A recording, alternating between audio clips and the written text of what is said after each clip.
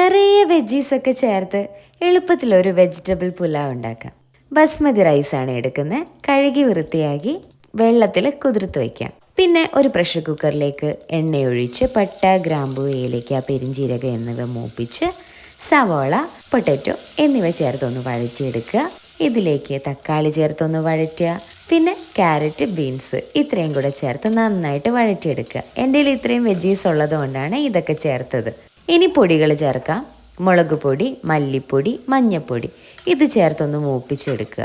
പിന്നെ ഗരം മസാല പൊടിയും കുരുമുളക് പൊടിയും കൂടെ ചേർത്ത് നന്നായിട്ട് വഴറ്റിയെടുക്കണം. ഇതിലേക്ക് വെള്ളത്തിൽ നിന്ന് ഊറ്റിയെടുത്ത അരിയും കൂടെ ചേർത്ത് 1 കപ്പ് അരിക്ക് 1.5 കപ്പ് എന്ന കണക്കിന് വെള്ളവും കൂടെ ചേർത്ത് കറിവേപ്പില, പിന്നെ ഒരല്പം നെയ്യ്, ആവശ്യത്തിനുള്ള ഉപ്പ് എല്ലാം കൂടെ ചേർത്തൊന്ന് ഇളക്കിയെടുത്ത് പാത്രം അടച്ചു വെച്ച് 1 വിസിൽ വരുന്നത് വരെ പ്രഷർ കുക്ക് ചെയ്തെടുക്കുക. ഇത്രയേ ഉള്ളൂ, വെജ് പുലാവ് റെഡിയാണ്. അപ്പോൾ എൻജോയ്.